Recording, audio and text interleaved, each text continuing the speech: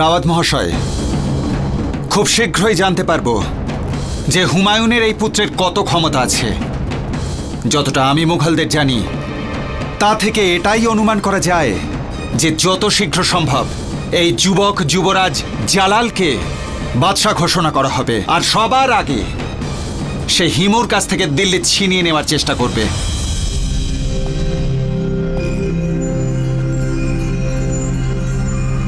শহজাদা জালাল,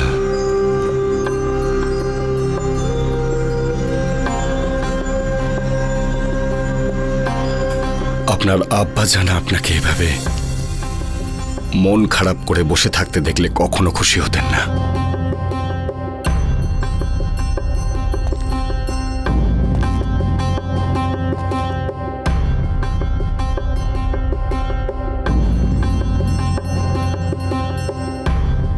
শাহজাদে, আপনাকে অভিষেক করাতে আমরা যত সময় নেব ততই আমাদের শত্রুরা ভাববে যে এখন মুঘলদের তো কোনো বাদশাই নেই, এরা দুর্বল হয়ে গেছে।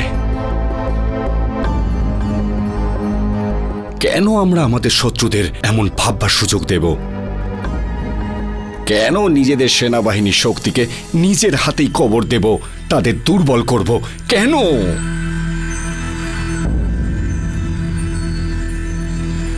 সেই জন্য আমি এই মুহূর্তে আপনাকে সিংহাসনে বসানোর সমস্ত বন্দোবস্ত করে ফেলেছি। শাহজাদে, যত দ্রুত সম্ভব সারা দুনিয়ার কাছে বার্তা যাওয়া চাই যে মুঘলরা আপনাকে তাদের নতুন শাহেনশাহ হিসাবে মেনে নিয়েছে।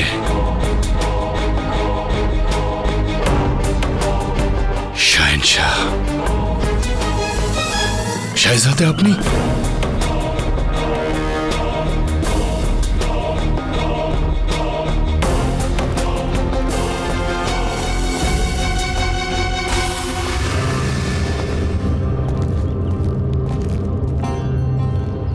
মহামাঙ্গা এখানে?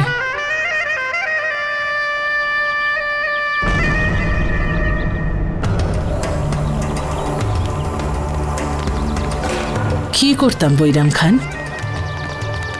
কি করতাম? আমি জানতাম তো যে জালালকে অভিষেকের জন্য রাজি করানো আপনার পক্ষে সম্ভব নয়। আসতেই হলো, সেজন্যই। মহামাঙ্গা জালাল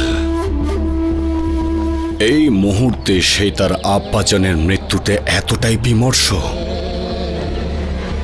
যে দুনিয়ার কোনো শক্তি তাকে সিংহাসনে বসতে রাজি করতে পারবে না। বৈরাম খান, জালালের উপর আমার প্রভাব আপনি সব সময় কম করে দেখেছেন। এতে আপনার কোনো দোষ নেই, কারণ এইসব বিষয়ে আপনার বুদ্ধি থেকে কিঞ্চিত বাইরে। এবার আমার উপর একটু দয়া করুন বৈরাম খান। এই যে দুঃসময়ের প্রভাবে বাধ্য হয়ে আমরা এই শীঘ্রতার মধ্যে জালালের রাজ্যাভিষেক করাচ্ছি, তাকেই মুঘল সাম্রাজ্যের ভাগ্য বলে ধরুন। সমস্ত পৃথিবী যেন জানতে পারে যে এখন মুঘল সাম্রাজ্যের নতুন শাহেনশাহ জালালউদ্দিন। একটু সুন্দর ফুলেরও ব্যবস্থা করে রাখবেন।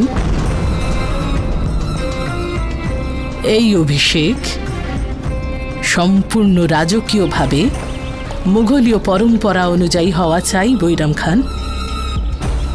জান, এইটুকু তো আপনি করুন। জালালকে আমি রাজি করাচ্ছি।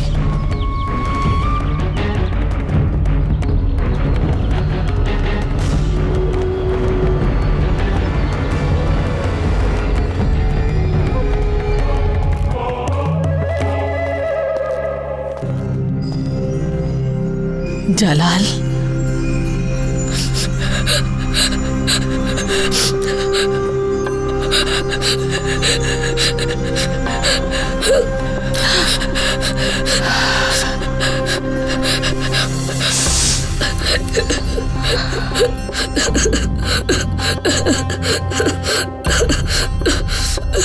জীবন আর মৃত্যু সবই তো আল্লাহর হাতে। মানুষের এতে কোনো হাত নেই। তিনি তৈরি করেন আমাদের জীবন, আবার তিনি আমাদের মৃত্যু দেন। কিন্তু আপনার মতো বাহাদুর আর কীর্তিমান শাহজাদার নিজের দুঃখের পরীক্ষাতেও মনোবল আর সহ্য শক্তি হারালে চলবেই না। এটাই শিখিয়েছিলাম না আমি আপনাকে ছোটবেলা থেকে? এই তালিমই দিয়েছিলাম না আমি আপনাকে জালাল? ভুলে গেছেন আপনি? দেখেছেন আপনি কি করেছে হেমু আপনার আব্বার সাথে, শেহেনশাহে মুঘলের সাথে? নিজের শেষ যাত্রাটাও শান্তিতে করতে দেয়নি। আত্মা চলে গেল, শরীর মাটি হয়ে গেল, কিন্তু সেই মাটিকে দিল্লির মাটিতে মিশতে দিল না ওই হেমুই। এটাই শেষ ইচ্ছা ছিল আপনার আব্বার জালাল, যে দিল্লিতে শান্তির সাথে ওনাকে যেন কবর দেওয়া হয়। কিন্তু তা হতে দিল না ওই হেমু। কত মুশকিলের মধ্যে মাটি ওখান থেকে এখানে নিয়ে আসতে হলো আমাকে। জালাল, এখন তো আপনাকে এখানে এই পীরহারে আল্লাহর কাছে শান্তি কামনা করে আব্বাকে কবর দিতে হবে। কিন্তু জালাল, আপনি কি প্রতিশোধ নিতে চান না হেমুর বিরুদ্ধে? ওর শিরচ্ছেদ করতে হবে তো আপনাকে, নাকি চুপচাপ সহ্য করে নেবেন নিজের আব্বার মৃত্যুকে, তার অসম্মানকে? না জালাল, না, আপনাকে প্রতিশোধ নিতেই হবে। আপনাকে জানাতে হবে সবাইকে যে আপনার শরীরেও মুঘলের রক্ত বইছে, যা এখনো মরেনি জালাল, ঠান্ডা হয়ে যায়নি এখনো।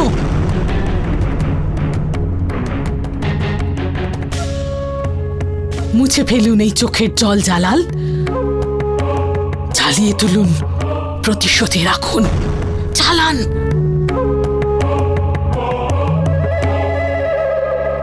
শুক্রিয়া আম্মি জান, আমাকে আমার কর্তব্য মনে করানোর জন্য। এবার আমি আমার আব্বার বদলা নিয়েই ছাড়ব।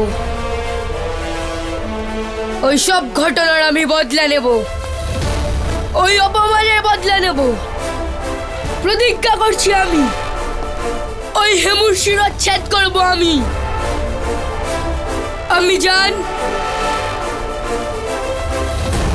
করে দিন আমার রাজ্যাভিষেক মুঘল সম্মানের জন্য, আমার আব্বা মাহরুমের সম্মান বাঁচানোর জন্য। আমি আপনার সব হুকুম মানতে রাজি আম্মি জান।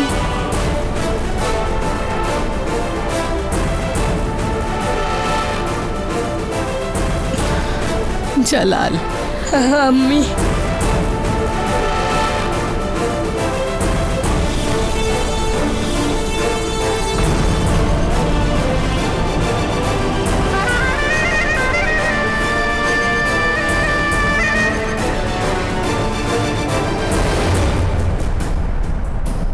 যখনই জালালের রাজ্যাভিষেকের খবর সমস্ত রাজপুতানায় পৌঁছবে, আমাদের প্রতিবেশী রাজাদের গতিবিধিও তখন গুরুত্ব দিয়ে দেখতে হবে। রাওয়াত মহাশয়, আপনার এই হাসি কিছু বলতে চাইছে মনে হচ্ছে।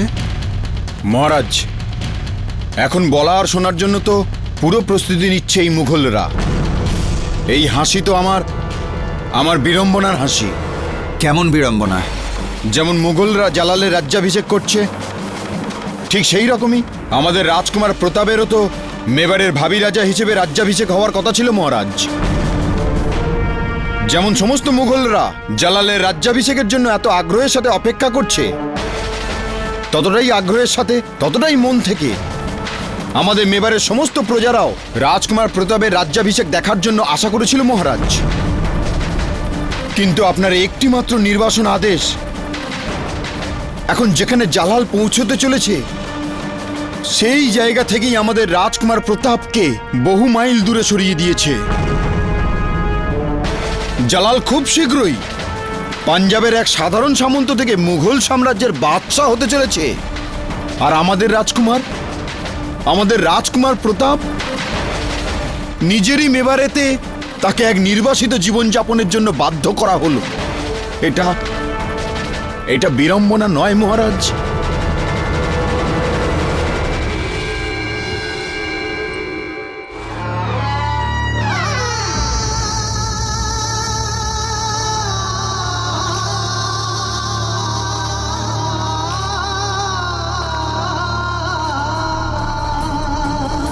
জালালউদ্দিন মোহাম্মদের জয় হোক, জয় হোক। জালালউদ্দিন মোহাম্মদের জয় হোক, জয় হোক। জালালউদ্দিন মোহাম্মদের জয় হোক, জয় হোক। জালালউদ্দিন মোহাম্মদের জয় হোক, জয় হোক। জালালউদ্দিন মোহাম্মদের জয় হোক, জয় হোক।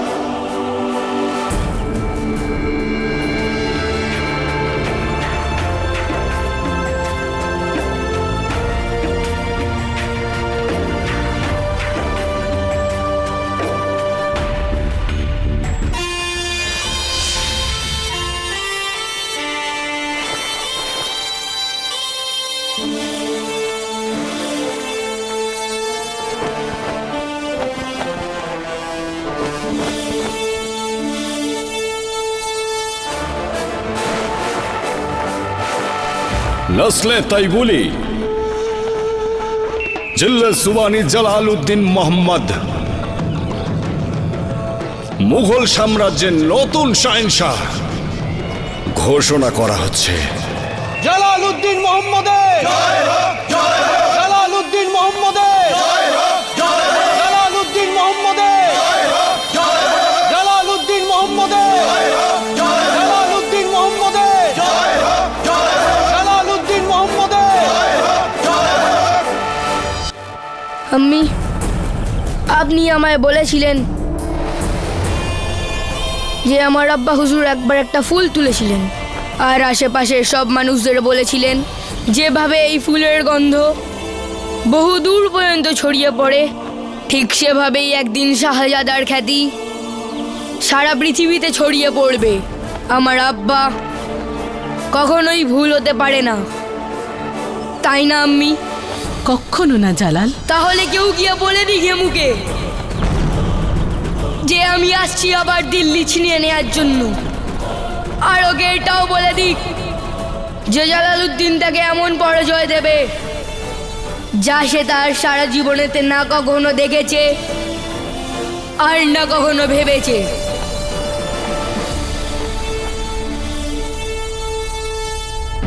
আমাদের পরবর্তী রাজনৈতিক চাল চালবার আগে জালালের গতিবিধির ওপরে আমাদের নজর রাখতে হবে। মুঘলদের সেনা অসংখ্য, কিন্তু জালাল এখনো বালক। নিজের ক্ষমতা দেখাতে সময় লাগবে। প্রণাম মহারাজ। এইমাত্র খবর এসেছে যে জালাল তার বিশাল সেনাবাহিনী নিয়ে হেমুর বিরুদ্ধে যুদ্ধ ঘোষণা করেছে। কি?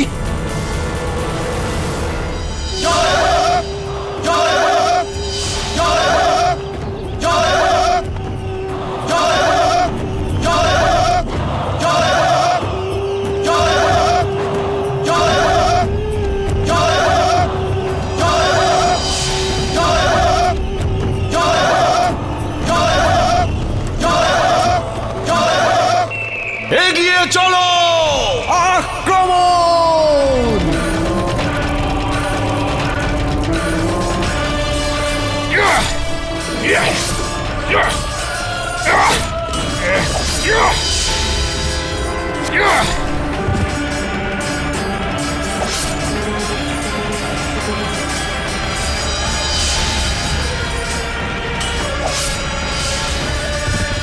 আলম্পনা, হেমুর বাহিনীর ক্ষমতা আমাদের থেকে অনেক বেশি। যুদ্ধ সৈনিকদের ক্ষমতার দ্বারা নয়, মনের ইচ্ছার দ্বারা জিততে হয়। আর আমাদের ইচ্ছা দৃঢ়। তাদের প্রতিশোধের আগুন জ্বলছে। হেমু যত সৈন্যই নিয়ে আসুক না কেন, আজ ওকে সন্ধ্যার আগেই শেষ হতে হবে। তাকে আমি আমার আব্বার সাথে হওয়া প্রতিটি অপরাধের জন্য শাস্তি দেব। আজ এখানে এই যুদ্ধের ময়দানে। হুজুর হুজুর, একটা ভালো খবর আছে। আমাদের তীরন্দাজের নিশানায় হিমুর চোখ পুড়ে গেছে, যার ফলে সে নিচে পড়ে গেছে আর সেনাদের মধ্যে তোলপাড় শুরু হয়ে গেছে হুজুর। সাবাস সাবাস, মনে হচ্ছে শাহিনশাহ হওয়ার পর জালালউদ্দিনের প্রথম জয় তার পা ছোঁয়ার জন্য ব্যগ্র হয়ে আছে। সাবাস!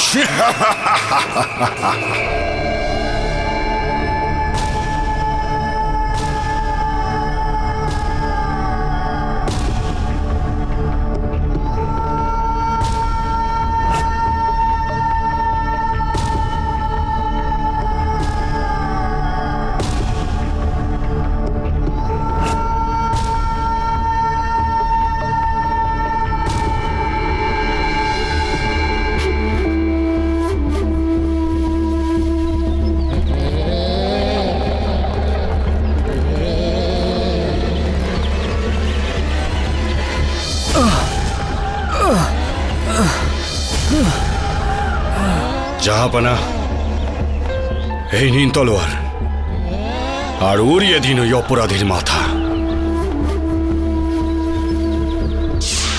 হুজুর, এ তো আগে থেকেই আধমরা হয়ে রয়েছে। একজন আধমরা মানুষের মাথা কেটে কি লাভ? শত্রুর মাথা ওড়ানোতেই তো আসল মজা। নিন জাহাপানা, ধরুন তলোয়ার, নিন ধরুন, কেটে ফেলুন একে। আমায় ক্ষমা করবেন জাহাপনা, কিন্তু একজন আধমরা মানুষের মাথা কাটলে মোগল সাম্রাজ্যের সম্মানহানি হবে। বাজে কথা! কি ভাবছেন আপনি জাহাপানা? এই সেই সুযোগ সন্ধানী যে আপনার আব্বার মৃত্যুর খবর পেতেই আমাদের দিল্লি কেড়ে নিয়েছিল। আপনার আব্বাকে মৃত্যুর পরেও কবরের জন্য পাঞ্জাবে এই বদমাইশের জন্যই নিয়ে যেতে হয়েছিল।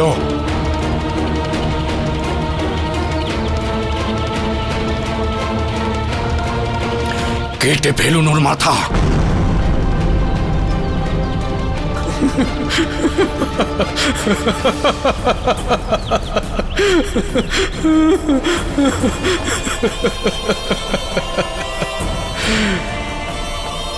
এই ছোট বাচ্চাটা তোমাদের শাহেনশাহ?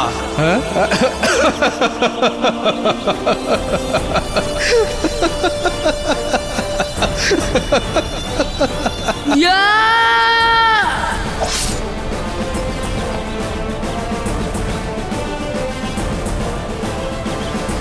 Shaheen Shah Jalaluddin Mohammad.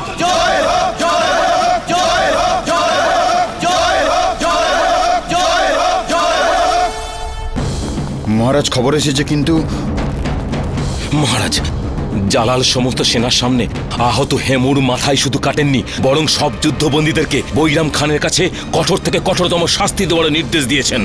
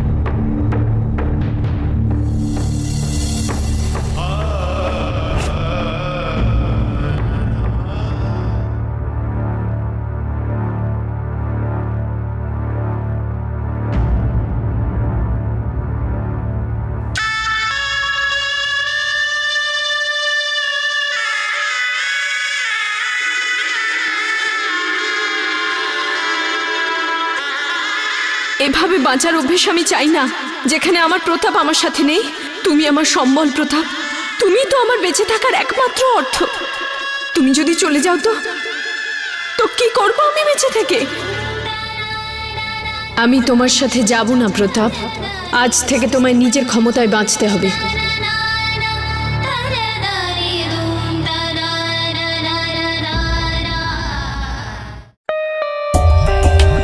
For more updates, subscribe to our channel, click the show links and enjoy watching the videos.